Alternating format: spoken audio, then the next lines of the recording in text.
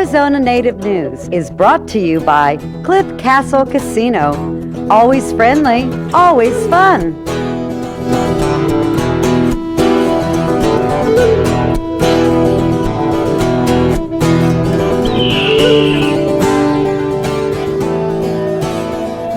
Good morning, I'm Linda Whitewolf, and you're watching another edition of Arizona Native News. Well, today I have a very special guest indeed, the former president of the Fort McDowell Yavapai Nation, Raphael Bear, and he's going to talk to us about what is new and happening out at Fort McDowell other than just gambling at the casino. Good morning, Raphael. Good morning, Linda. How are you? Tell us about the adventures, because it is so exciting out there. Well, Linda, I'm here at Fort McDowell Adventures, and we have 3 events that I'd like to talk about. And the first one being the Yavapai Experience. And that's a more of a retail market type event that we do. Mm-hmm. And it relates to the cultural and history of the Yavapai people. And there's 3 components to that. One is the sit down and interactive conversation about who the Yavapai people are. Like with storytelling and, yes, and visuals and all of that. Right, and there's even some hands-on experience that one can do with, the grindstone or either the... like grinding corn? Right, you can do that. And also the petroglyph making, and that's just in itself a lot of activity that people can do. So this would be a fabulous activity for people that really want to know more about the people of this land and to experience the culture, take their children, take visitors, and kind of have a hands-on feel for the beauty of the land out there at Fort McDowell. Yes. People have come out there for the Yavapai Experience, and they've enjoyed that. It's about a 2 to 3 hour process, and each person that has come out there has loved that experience. Now, when do you do this? Now, it's a 7-day period that we ask for reservations. And we Is this something you do every day or just weekends? Well, we do it just for especially each group. And the group can be sized as small as 4 on up to 20, 40.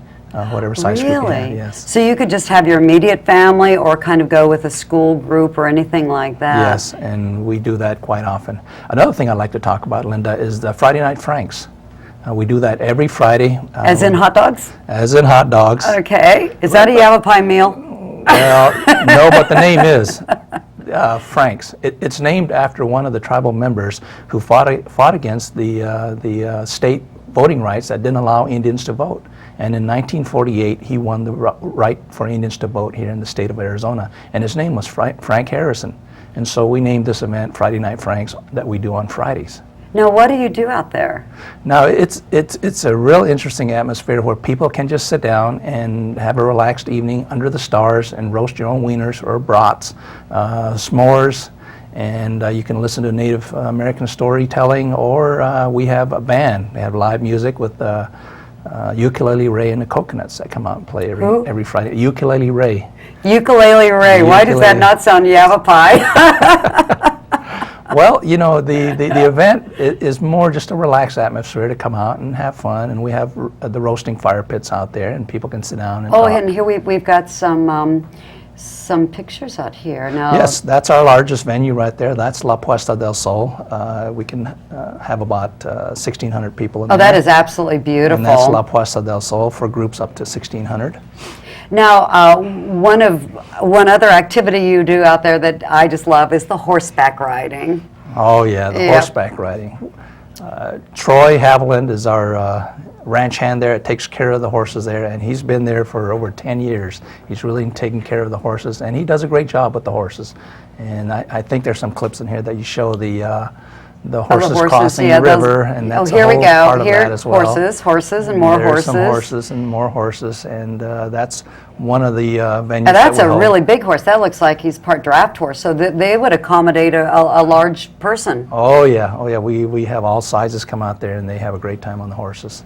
And look at the beauty of the terrain out there. I think out there in the Fort McDowell area and right there at the Verde River is one of the most beautiful spots in this part of Arizona. And there it looks like you've got a blacksmith, and look, they even help you onto the horse. Yes, they do, and they cater to your needs. Now, here again is they're out riding. Is this a year-round activity out at Fort McDowell, the horse rides? Yes, it is, and we ask for a couple days, advance call so that we can make sure we have the number of horses there.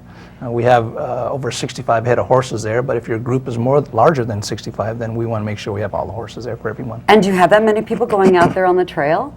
Oh yeah, we have it all the time. Maybe not in that larger group, but about maybe 5, 10, 20. We have it quite often, and the stables is open every day. Oh, yeah, look how beautiful! And I know I've ridden with you out there, and just to be able to ride out there in the river and to see wild horses, and that is such a treat to see the last of the wild horses in the area.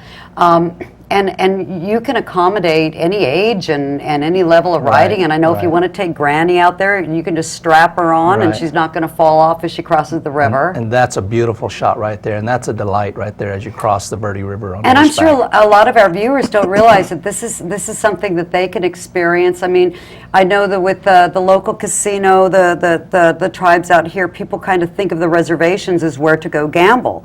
But there's so much more to offer out there and to learn about the culture. Yes, this is one part of the larger component, which is the Fort McDowell destination at Fort McDowell and building the destination. Now, one thing you do have coming up here that I have to talk about is your big powwow, and this is the 25th anniversary. Right. And this powwow is April 3rd to 4th, Right. and just an amazing experience. This is many different tribes that participate, but people can go out there, they can buy real Indian, native-made arts, experience the food. There's authenticity out there, there's the real Native American out there selling many things and participating. There's a lot of dances that are competition, and they go out there and do their best, and it's really great to watch because they come out and in their full color and gear and they go at it. And this is open to everyone, and I really do encourage people to go out to a powwow. I want to thank you so much for coming out, and I can't wait to get on a horse out there with you again. And before I sign off here, I have to give a little plug here to Cavalia. Yes, Cavalia. If you haven't been, tomorrow night is the last night. I've been working with them since they opened here in February, and you don't have to be a horsey girl like me to love a show like this. So try to take it in before they leave and go back to Montreal. And coming up next is what you can see and do in Indian country right here in your own backyard, and there is a lot to see and do. Have a great day.